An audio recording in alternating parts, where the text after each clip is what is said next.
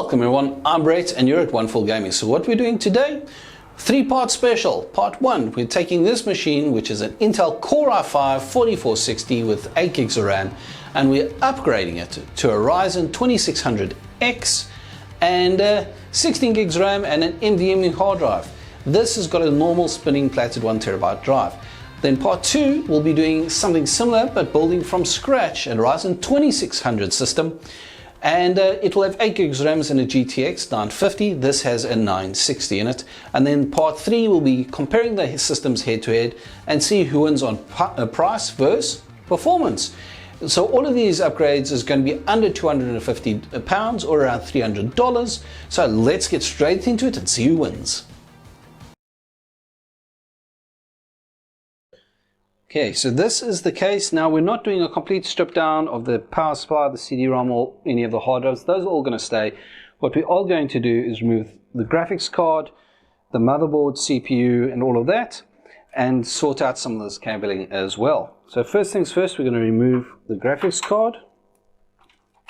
So it's just one screw on this side. Now the screwdriver set is just a normal little screwdriver set, as you can see there.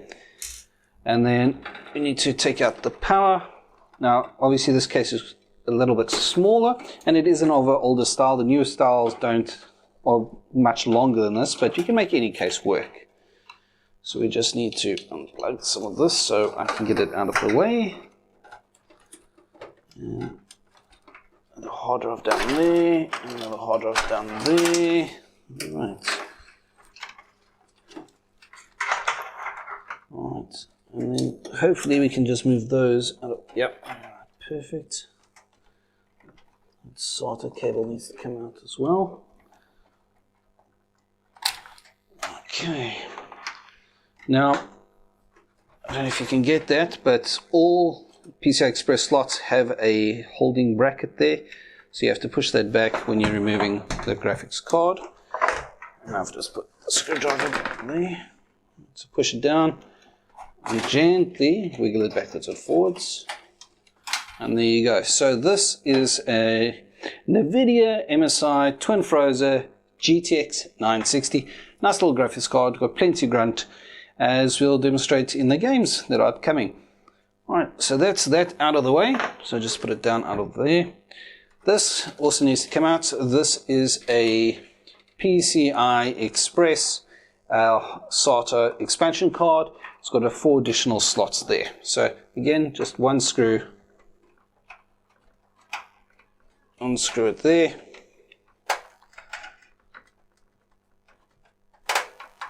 It's be a little difficult, so just give it a little pressure from underneath. All right. And just pull it straight up and out. I'm just going to fold that out of the way. So this is our front panel header that needs to come off. I use front panel connections for all of our hard drive reset and all of that. Comes out. This thick blue one is our USB 3.0. You can see it by that. Then the SATA needs to come out as well. Alright. And this SATA can come out. And that one can hopefully just sit that side. Yep, there we go. And last power to come out of here, or this side of the board. There we go, is our 8-pin EPS, and now 24-pin. Alright, there we go. Okay, so it's not a bad little board. It is going to be reused in another machine later down the stage. We're looking at turning it into a little media server, so but stay tuned for that.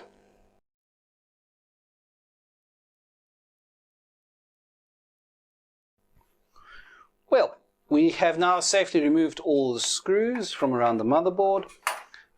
There you go. And now we just pull it out. And there we go. You can see it's a micro IATX style. And that's all it is. Quite nice and small.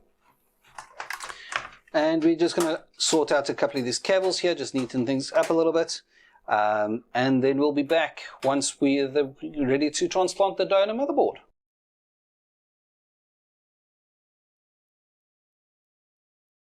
Alright, so on the new motherboard, which we've just pulled out of the case, You can see we've got a stuck standoff screw right there, and my able assistant John is going to show you now how to take it out.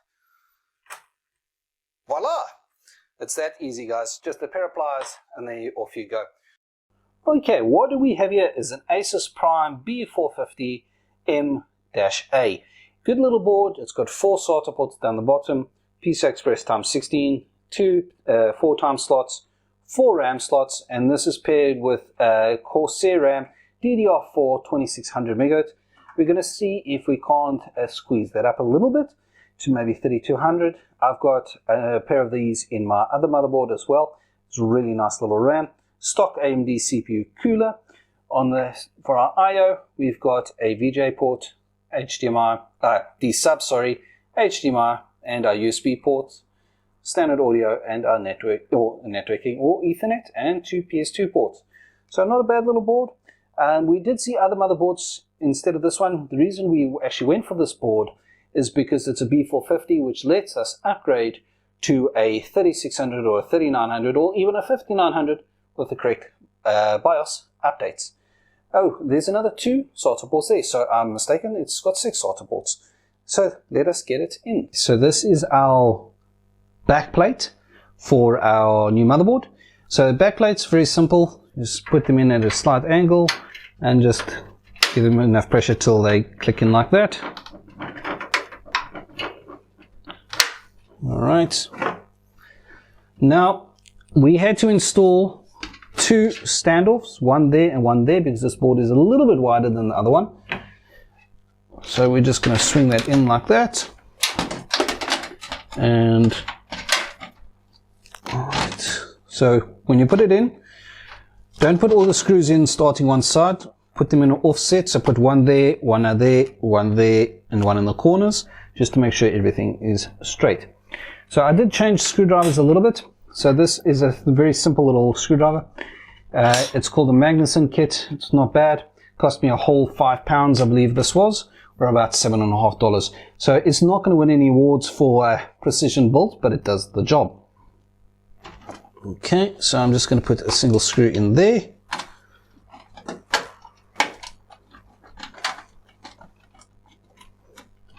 Okay, and I'm not tightening that fully down because I still need to, as I said, put in the other screws on the other side of the case.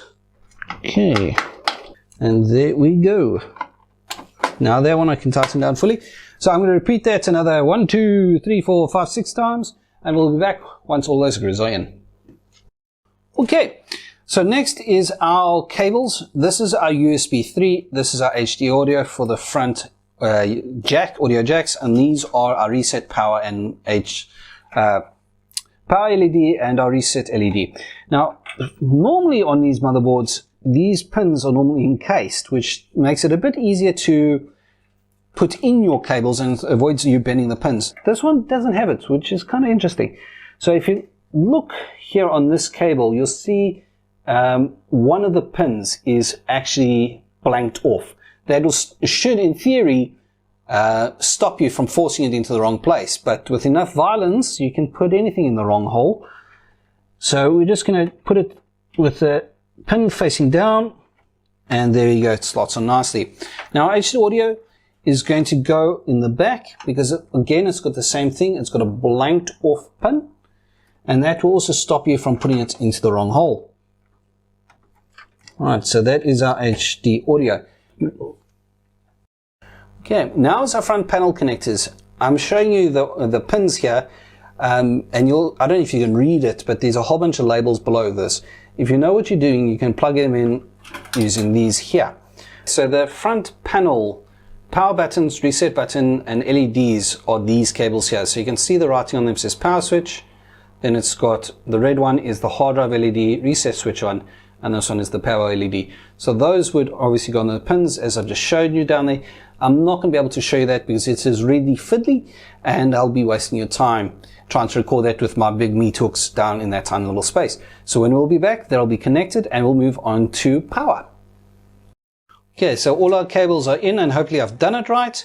And this is why I said I couldn't film it, because it was really fiddly, and I've got to get my big head in the way of the camera, but that's all in.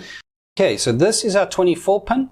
This is our 8-pin for our EPS power that goes this side. So all I'm going to do, you see again, it's got the connector there, and you can't see it, but on this right-hand side, it's got a ridge. So what you do is you just feed it in, and there will be a slight click, and you can feel it there. Same thing, it's got a connector here. When you get this bit at the end here will be loose, so you must just put it on. Again, the connector there, and it's got a ridge on that side. And we just feed it in like so. All right, there we go. So that's that power done. And all of our other sundry cables are done. It's just, you can see things are getting a little crammed here. I'm gonna have to redo that one, so let's just do that quickly. All right. And make sure it's all in. Okay, and there we go. So power's in, power's in. Okay, so next is installation of our graphics card. So we're just going to slide it backwards, turn it 90 degrees, and there we go. Now gently press it in until you hear the click. None of this needs a lot of force, guys. If you're putting too much force, you're going to break something.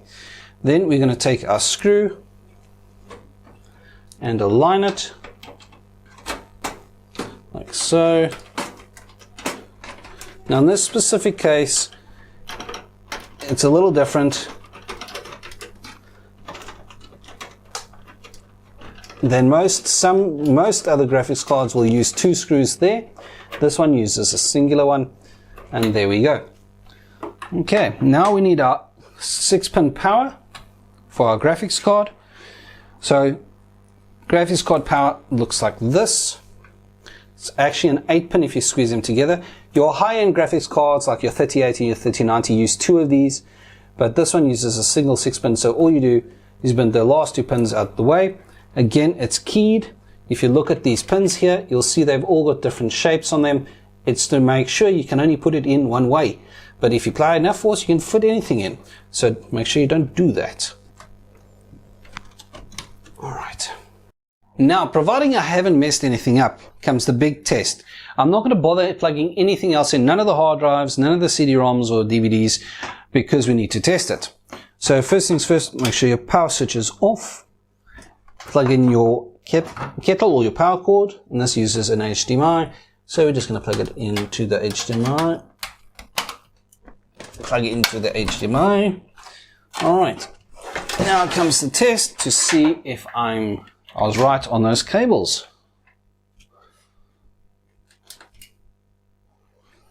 And very anticlimactic. Well, as you can see, we've got power, we've got post, which is freaking fantastic, guys. To be honest, this is completely untested. Before now, we had not plugged this on the RAM, plugged this on us there. We had not turned it on with this RAM. The RAM is new as well. So I am ecstatic that we got into this on our first try. I am really, really quite happy about this. So now we're going to turn it all back off, plug in the hard drives, and boot into Windows. Well, we've got all the hard drives wired in, DVD-ROM wired in. Unfortunately, with this case, there is nowhere to do cable management. So it's an old trick from the early 90s. You stuff everything in a 5.5-inch bay and call it good. So we've got a little bit of that we can tidy up here, but I don't want to put too much strain on this. And that should be good to go. We will look at tidying this up when we've got a bit more time on our hands. And there is another upgrade coming for this PC that goes down there somewhere. So stay tuned for that. And yeah, so we're going to now do some benchmarking and see what kind of results we get from this upgrade.